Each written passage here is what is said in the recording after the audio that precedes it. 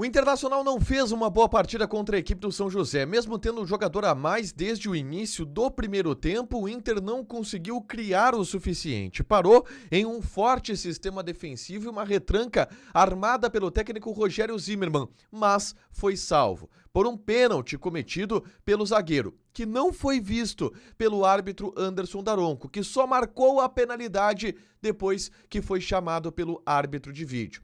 Teve tempo ainda para um gol do estreante Carboneiro, que foi uma das positivas notícias desta noite no Estádio do Vale. Nesse vídeo, a gente fala tudo sobre a vitória do Inter. 2-0 sobre o São José, cada vez mais líder do grupo colorado, agora aqui na Dupla.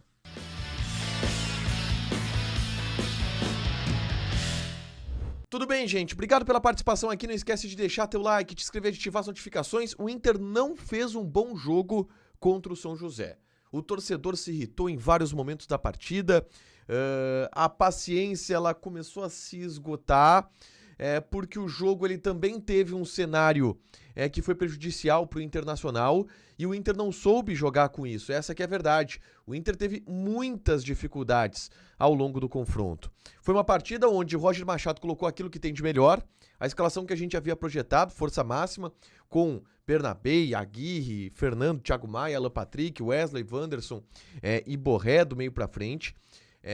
O Inter começou apertando o São José, mas a impressão que a gente tinha é que o Inter jogava numa marcha lenta, o Inter jogava com uma certa displicência, parecendo que ia ganhar o jogo de qualquer maneira, o que até aconteceu depois. Mas o Inter não estava intenso, não estava em uma alta voltagem, o que até pode se explicar pela questão física de início de pré-temporada, mas o Inter estava um pouco amorfo, parecia até um pouco displicente, desconcentrado em alguns momentos dentro de campo. E aí vem um lance que muda a partida. O Jonathan Varela, volante do São José, dá uma solada no Alan Patrick aos 15, 10 minutos do primeiro tempo e é expulso pelo árbitro Anderson Daronco, que não vê o lance é na frente do Daronco. O Daronco não vê, é chamado pelo árbitro de vídeo, aí no árbitro de vídeo ele confirma a expulsão do volante do São José, o que muda completamente o panorama da partida a partir dali. O São José, que já tinha montado uma estratégia para jogar recuado, para marcar, se colocou todo atrás e o Inter teve muitas dificuldades. O São José se postou com uma linha de 5 e uma linha de 4 defensivas e era isso.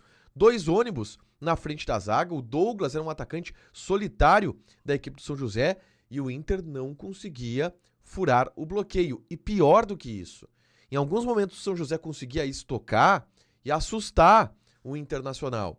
O São José teve mais finalizações no primeiro tempo, foram 8 contra 6 do Inter. É um número que preocupa porque o Inter teve o jogo todo quase um jogador a mais. Isso dados do primeiro tempo. O Inter teve muitas dificuldades pela displicência, pelo fato de alguns jogadores estarem abaixo tecnicamente.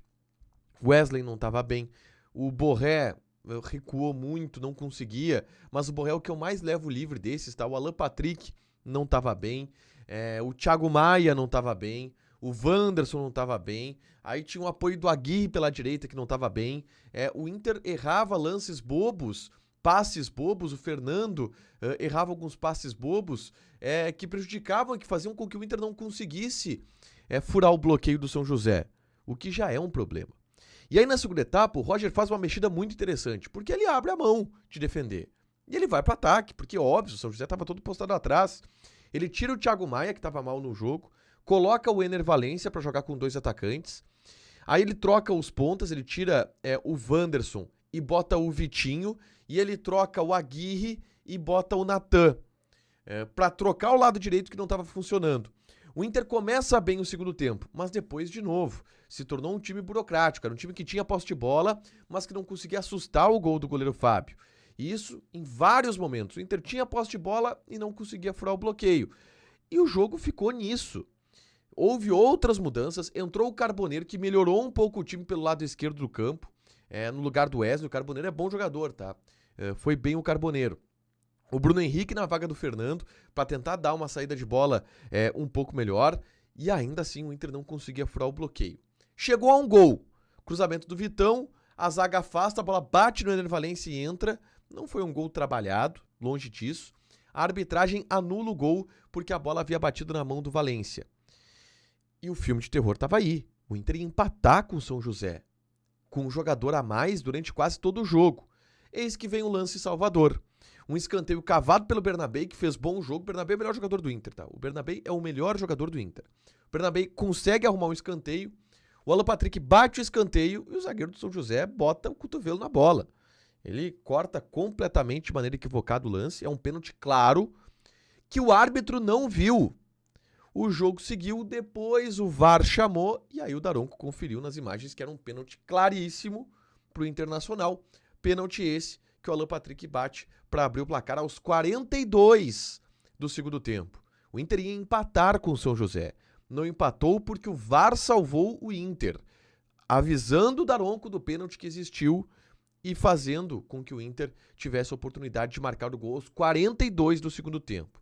E deu tempo de mais um gol. Carboneiro, aproveitando uma bela jogada individual, limpou pra dentro, bateu, fez o 2-0, mostrou que é um jogador que tá na briga por titularidade, vai disputar a posição aí com o Wanderson, que pode ser vendido, mas uma boa notícia do jogo foi o Johan Carboneiro. Outra notícia positiva do jogo, além do Bernabé, que foi melhor em campo pra mim, é o melhor jogador do Internacional. De novo o Victor Gabriel.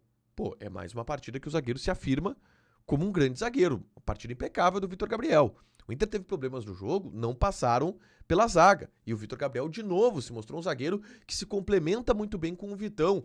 É um zagueiro que joga simples, garoto, guri, não inventa. A bola vem, é pra dividida, ele não tenta dar um chapéu, ele manda a bola na arquibancada.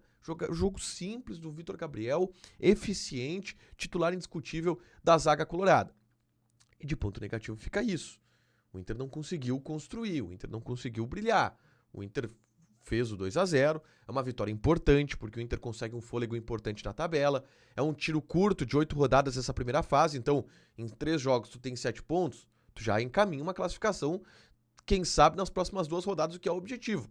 Ótima a vitória do Inter, mas faltou futebol durante os 90 minutos, faltou empenho, faltou inspiração. E são coisas que o Inter vai ter que trabalhar ao longo da temporada. Deixa teu like, te inscreve, ativa as notificações que vai ter mais conteúdo aqui no canal. Beijo!